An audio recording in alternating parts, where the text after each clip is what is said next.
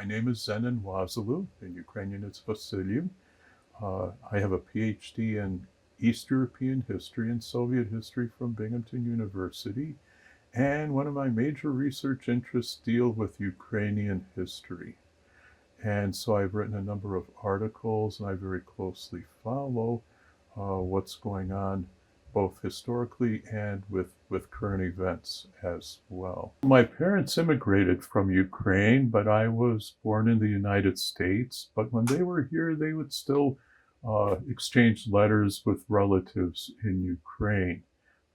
Kind of when they passed away, I didn't keep those connections as closely, though my brother visited my father's town about 5 or 6 years ago. So really, more or less, I have more professional connections with researchers and scholars in Ukraine. And then, of course, within the scholarly community in the United States and North America, I have a number of colleagues as well. So there is, being Ukrainian American, I'm affiliated with the Ukrainian American community in the Binghamton area, but it's again also very much a scholarly interest. So the divide between East and West Ukraine, is that really a myth or is there something in actuality there? I have a number of good friends who are researching this issue. It's really more of a myth. You as a democracy will have regional differences. In the United States, it's very clear. It's blue states, red states. But even all the presidents, except for the first, were from Eastern Ukraine. And the second president, Leonid Kuchma, wrote a book, Ukraine is Not Russia. This was already in the 1990s. And so you have political differences that take place. But people like simple solutions and saying, oh, look how it is. And many experts are trained in Russian studies. So they kind of accepted what Russian experts might say about this. It all really came out not to be the case. Already in 2014, you had the Euromaidan. But then when Russia really invaded Ukraine in 2014, it was Russian troops that invaded, and I think it became not I don't think, but I know when Putin invaded, he thought all of these people mythically would just welcome Russian troops, and it was far from the truth. And one of the realities is that Ukrainian national movement started in eastern Ukraine in the 19th century. And so, if anything, it's become more united. And you may have had divisions before, but it was always for Ukrainian independence. Zelensky's from southeastern Ukraine. And so politically there was a divide, but by identity, not the case. And after 2014, it became even more so the case where the younger generation felt that they are citizens of a unitary Ukrainian state. Mm-hmm. Okay. Can you explain the term decolonizing history and how that is in the context of Ukraine? 18th, 19th century was a world of empires. The British, the French had overseas empires. Russia had adjoining lands as part of their empire. And so a good parallel might be the Irish. The Irish were part of the British Empire. Their language was taken away, among other things. And although it's a neighboring territory, but I don't think you could tell people of Ireland they should return to being part of the British Empire. And with the Russian Empire, the expansion started in a way with Peter the Great, Catherine the Great, and they were acquiring lands for building empire. And the identity was imperial power. And unlike other empires, even the Habsburgs recognized the different nationalities. By the end of the 19th century, it was extremely autocratic. The Russian Tsars had as the main ideal autocracy, orthodoxy, and nationality. This was the era of pogroms. Many people can trace it to that. With Ukraine and Ukrainians, there was a total ban on the publication of the Ukrainian language or schools. So you could imagine when World War I took place, right after you had the revolutions, and there was also a Ukrainian revolution. And Ukraine did not become independent, but when the Soviet Union was established, they had to allow for the creation of a Soviet Ukrainian Republic. And interestingly enough, I'm not a Marxist, I'm not a communist, but Lenin said that the greatest threat as a legacy of the Russian Empire is great Russian chauvinism. And it has reappeared when we look at the leadership of Putin. He's not talking about the Soviet Union at all. He actually hates Lenin because Lenin said Ukrainians have a right to have their own state. It wasn't independent, of course, but they allowed for the Ukrainian language to flourish, etc. So when the borders were created within the Soviet Union, it was a reality. It was a reality, and that was part of Eastern Ukraine. The capital at the time was Kharkiv in the east as well. And throughout the 20th century, you would have Stalin would put things down, but even under Khrushchev, he had to allow for identity of the different republics. And in the 1960s, there was kind of a renaissance, but then in the 1970s, 80s, till the end of the Soviet Union, there was a push again against identity within the Soviet state because they got rid of a Ukrainian leader who even wrote a book, Oh My Ukraine. And starting around 1972, the Soviet states started shutting down Ukrainian language schools. Among other policies of centralizing authority. But then with Glasnost and Perestroika, all of this came up, and even before any other revolution, there was the Granite Revolution before the USSR split apart, led by students, strong civil society. And I'm not going to go into the details how things fell apart, but on December 1, a referendum was taken, and over 90% of citizens in Ukraine wanted independence, and this also included Crimea. And so you had the nation-state building slowly building up with bumps and bruises, of course. For example, you've heard of the Orange Revolution in 2004, but that was more of a political pushback against a corrupt election process. The most important was 2014, the Euromaidan. And that's when President Yanukovych ran on the promise of building an association with the European Union. Interestingly enough, the guy was, as we find out later when he fled the country, was quite corrupt, and we know that that American politics were involved because his special advisor was Manafort, and Manafort got into trouble by being paid, I think, $17 million secretly by Yanukovych. But the main goal is you now had a population, post-Soviet population, that saw their future with the European Union, which is a very positive trend. Rule of law, democracy, human rights. And to be able to join the European Union, you have to follow those ideals. But a big thing was the rise of civil society. And many experts will say, especially younger experts, from 2014 to 2022, you have a decentralization of power the rise of civil society within many sectors. And so when the invasion took place, you had a grassroots resistance, a grassroots self-help type of situation going on. And it especially took place where the front line came in eastern Ukraine. People organized.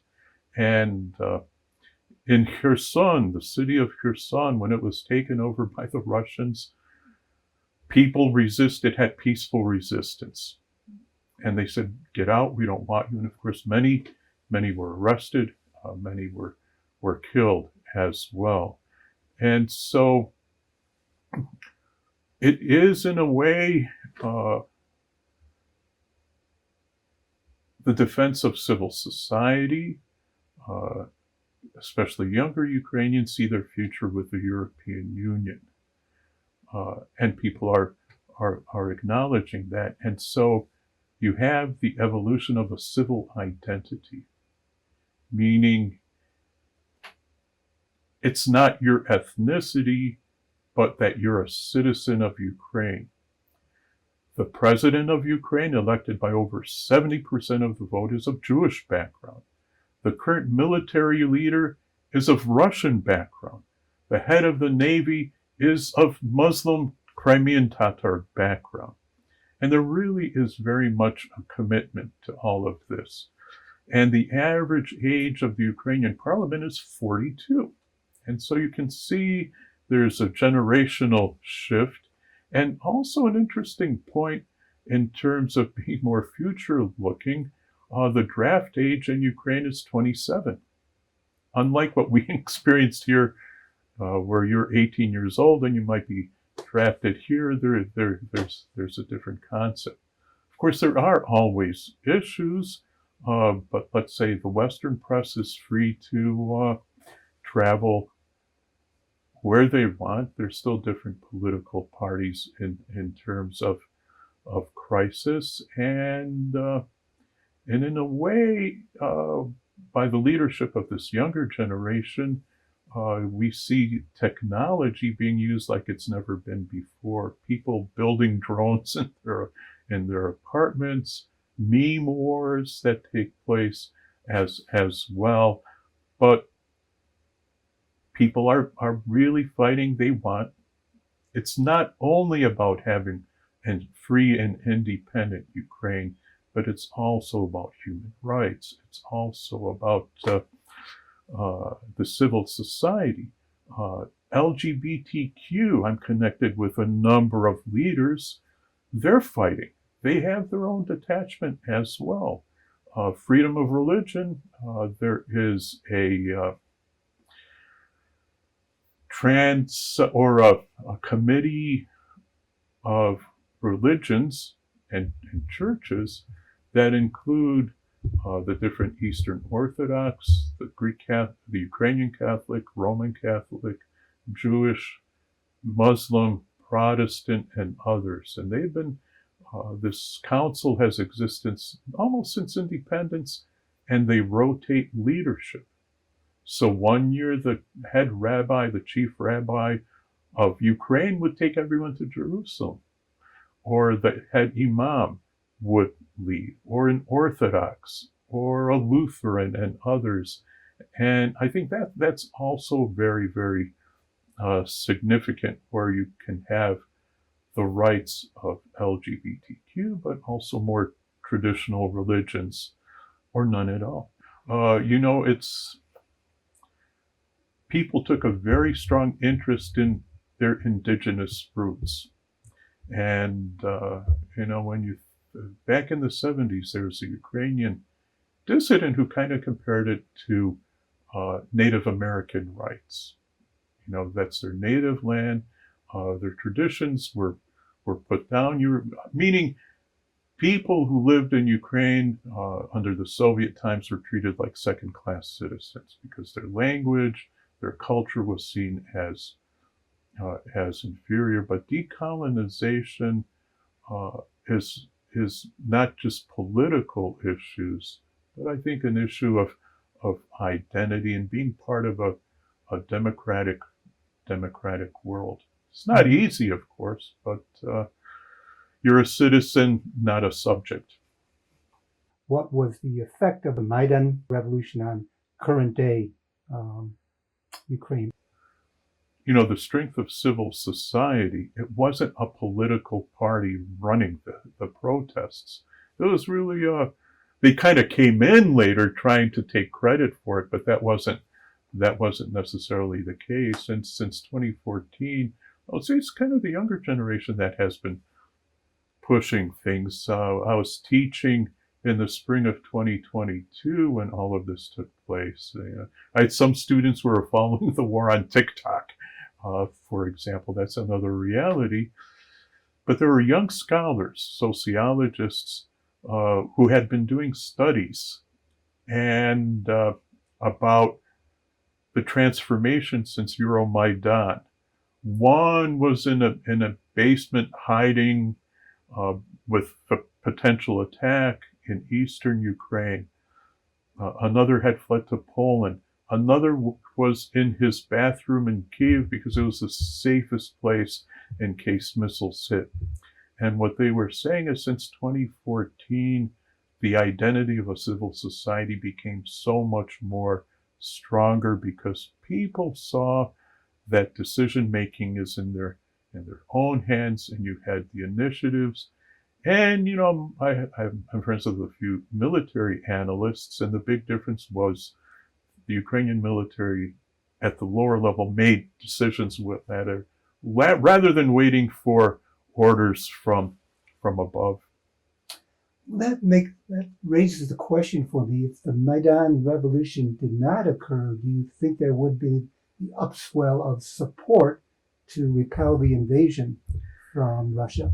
Well, Yanukovych, who was ousted, and his own party has never asked him to come back, had he stayed, you would have had kind of a Belarusian situation, though I think the population would have really pushed back on this. You know, popular protest is pretty popular. I mean, very strong.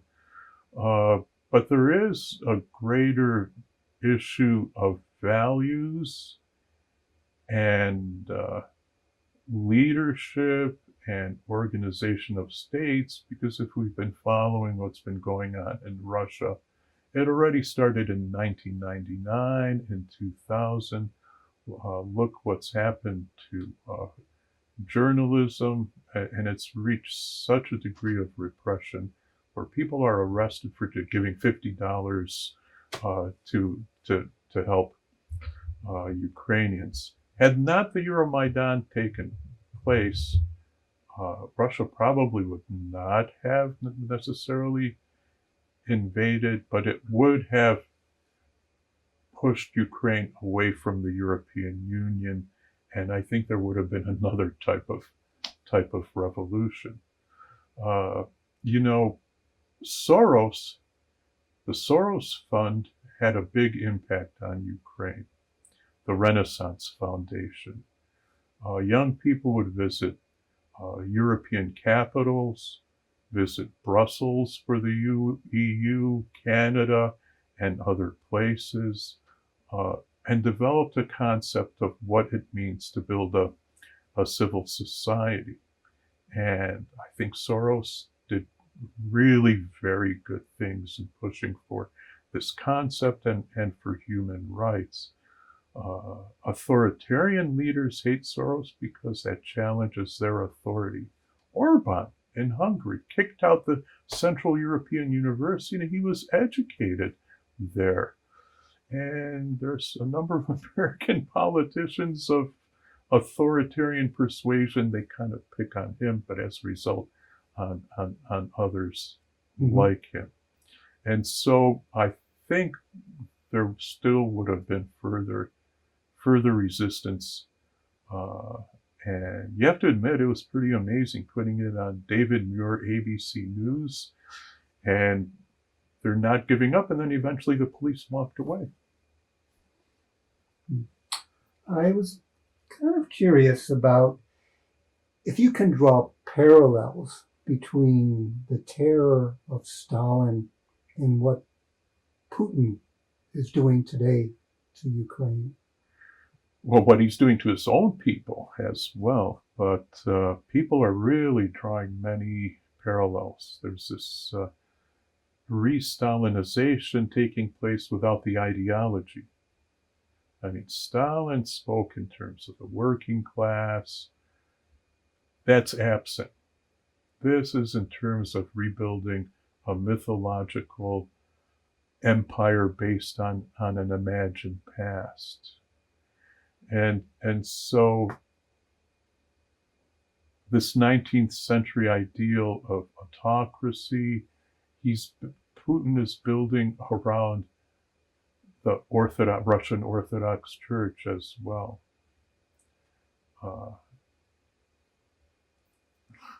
Domestic abuse, LGBTQ rights denied, journalism held back, brutalization of society, of those who dare to speak out. If you just toe the line,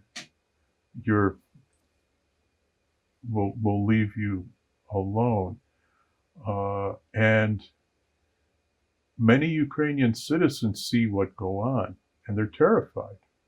The territories that they initially took over, I mean, they've been bombing universities, libraries, targeting universities, schools, libraries. In the city of Kherson, a symphony conductor refused to perform what they wanted, and they shot him. And so, in a way, the methods are returning, but it's a different ideology.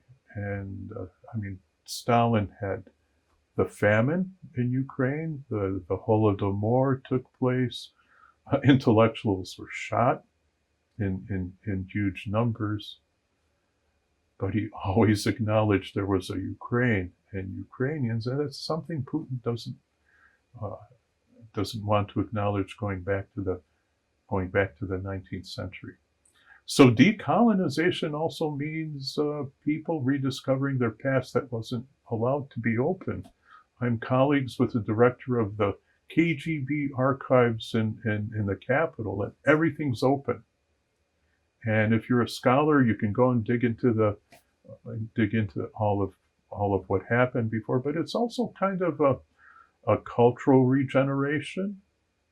In some ways, in the United States, when you had the civil rights movement, it was also not just with African American movement, but with Latino, European non-WASP type of identity.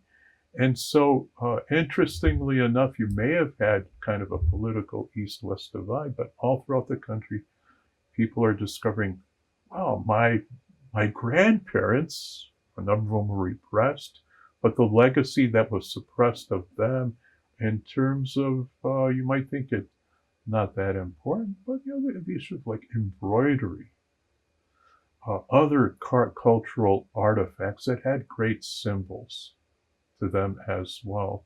Language. People are relearning Ukraine. I mean, under the Soviets, it was banned again, and now people are discovering, wow, this is our culture is very rich in that way as well. Is there internal strife within Ukraine for people that still want to hang on to, say, the Russian language as opposed to speaking more Ukrainian? In the western part, they've always were able to maintain the Ukrainian language. But the reality is, people will still speak Russian, and for the most part, it's accepted. And people are bilingual. I have Andrei Kurkov, great author, writes in Russian, and it's of Russian background, and then translates into Ukrainian and into English. But he's very much a Ukrainian patriot. His native language is Russian. But I mean, there's this real bilingualism that that takes place. So There's a, there is a comfort in moving back and forth yeah, between the cultures. right, right. Okay. Well, and it's more about language. Some people are more adept at switching languages more than others, and so many more people speak Ukrainian now, and you know the invasion really pulled people together. Of course, when the war is over, you're going to have elections. You're going to have different political parties. People might say, "Oh, people are well." That's good. That's what civil society is about. You know, another area is also women's rights, and almost a fifth or a fourth of the Ukrainian military is now women as well. And so you can, with civil society and society in general, you look at how people are marginalized in Russia versus in Ukraine, and in a way, having the European Union values plays a huge role. And again, uh, democracy, rule of law, human rights, that's huge. And it's just so important to Ukraine. I'm of Ukrainian background. I'm fluent. I've visited, though also American. That's important, more important, I would say. But nonetheless, having those values and seeing people wanting to join a union with those values is just so very, very important in my eyes.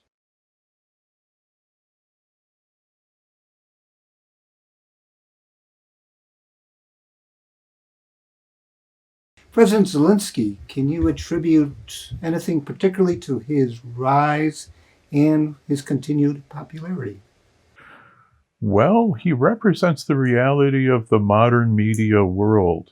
Uh, he was a performer. We have to remember that he did have a law degree, and he and his wife are very well educated. His parents are professors, I think, of engineering or some type of area in technology. And he switched to a career in media. And in a way, that's how you reach the most people. Really bright guy. And in a way, uh, and I have to mention this, he started a TV series titled Servant of the People. He plays the role of a history teacher complaining about corruption in government. His students record him. This is in the TV series. His students record him, and it goes viral. And he is put forward as a candidate and becomes president. And his role, and I think it's still on Netflix, is battling against corruption. Now, who would ever think that this type of situation? Of course, he wasn't a history teacher, but this was the case. It kind of reminds me of the Democratic Convention last night, where Walz is a social studies teacher and in a way familiar with what's going on. But he developed the modern, or let's say postmodern, infrastructure for reaching out to people through media, quite savvy. And when he went up for election, and he's a native Russian speaker, but now he's learned, he's using Ukrainian now, more often than not, but depending on where he visits, and I think that plays an important role. But he kind of offered a different message, a newer generation, wasn't part of any type of Soviet government or communist party, but he's an entertainer, right? Though before the invasion, he was becoming a little unpopular. He wasn't to keep the promises, but that's the nature of democracy. But he was elected with over 70% of the vote. But uh, he was and still is a great communicator. I get his email on a daily basis. He's on YouTube. He goes on the air every night and explains what's going on. And when the invasion took place, the U.S. government said, we'll get you out of the country. But then they took a cell phone video or whatever and said, we're not going anywhere. And that type of messaging plays, I think, a huge role. Communication, people being familiar, and also bringing in people who are able to communicate that way as well. There's actually a Cornell faculty who wrote the Zelensky method. Meaning suddenly there's all of this information, but he really created a team and sent a clear message in terms of what Ukraine is protecting. It's protecting itself from an autocratic, brutalist system that has no interest in rule of law, democracy, or human rights. It's a bigger issue, and I think that is a huge issue. And I find it really reassuring. He comes on. He's been everywhere, and he goes right to the battlefront. But that's where he's media savvy. People see him traveling here and there, not afraid to meet with other people, and going right to the right front line. And so he's a great model with all of that. And Modi's coming in tomorrow to meet with him, the leader of India. And so, do you see him as a good international player? He's able to build allies? Yes. And a lot depends on the people he brings in to advise. I mean, Ukraine tomorrow, or on the 24th, it's going to be 33 years of independence. That's not a very long time. And you have to build an infrastructure with embassies and representatives. But there's a nice core of people who are well-educated, know languages, and he is reaching out to the rest of the world with his presence. And I think that's had a big impact, considering the country hasn't been politically independent in such a while. And I don't know if you've noticed, but there's still kind of this sense of humor that exists. It acknowledges the absurdity of what's going on, but there's this feeling of we can do it, and an element of surprise. He might pop up here, he might pop up elsewhere. He switched generals, for example, and so he's a lot of fun. Mm. And when you see images from the front, people are still defying this invasion in a way by showing a sense of, how can I put it? Not just absurdity, but you have memes coming out and saying, we're not afraid of you. We're not afraid of you. And what's happening is And really Zelensky is the model for that. Zelensky's. It's just like at the beginning of the war, the no, not Snake Island. It looked like the Russian warship Moskva was going to take it over, and they said surrender, and the response was, "We're not going to do it." And the ship was sunk, and the Ukrainian Postal Service made a stamp with the Ukrainian military leader, soldier, patrol person, giving the finger to the Russian troops.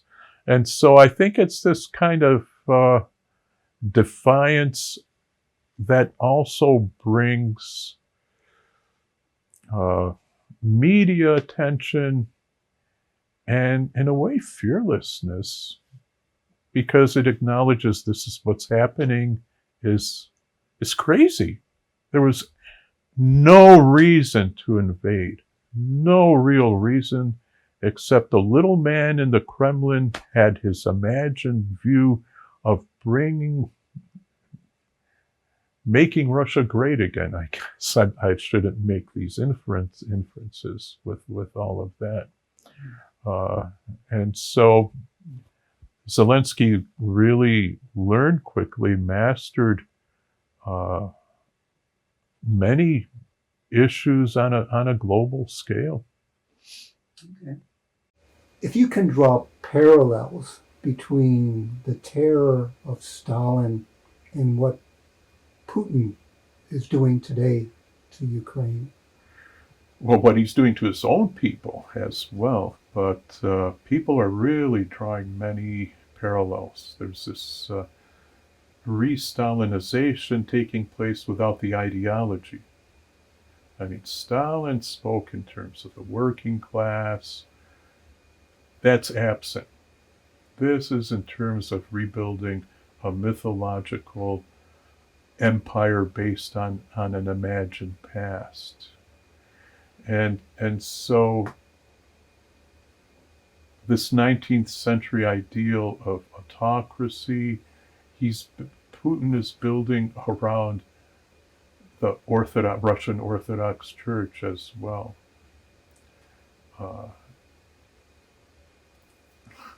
Domestic abuse,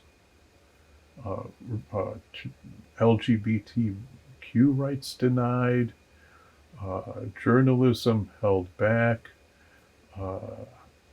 brutalization of society, of those who dare to speak out. If you just toe the line, we'll leave you alone. And many Ukrainian citizens see what go on, and they're terrified. The territories that they initially took over, they've been bombing universities, libraries, targeting universities, schools, libraries. In the city of Kherson, a symphony conductor refused to perform what they wanted, and they shot him. And so, in a way, the methods are returning, but it's a different ideology.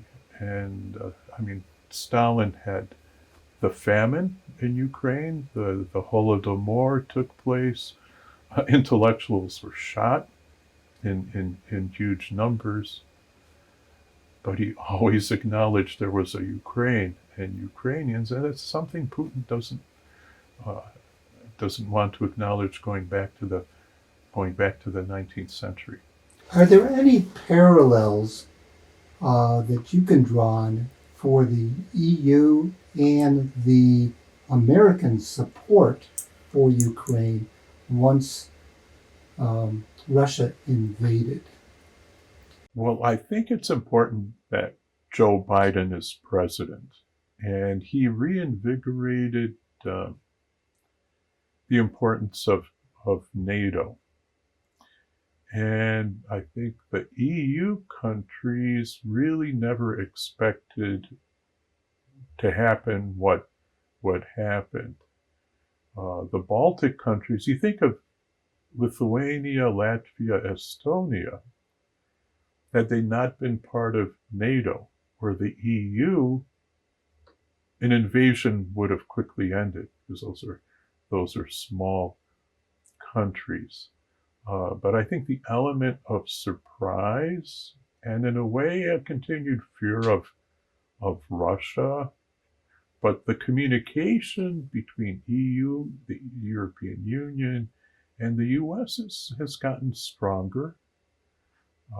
Even though you might have someone like Orban every so often, but the Italian leader is of the right wing, but still also supporting Ukraine as well, and so that's very significant. But now you also have Finland joining joining NATO, Sweden joining NATO as well, and so it's the umbrella has grown as well. When the war ends, Ukraine is going to be part of the European Union. And so politically and culturally speaking, there is that difference between Europe and the United States. And Ukraine is not going to model itself on the United States. And so that will be a cultural and political difference as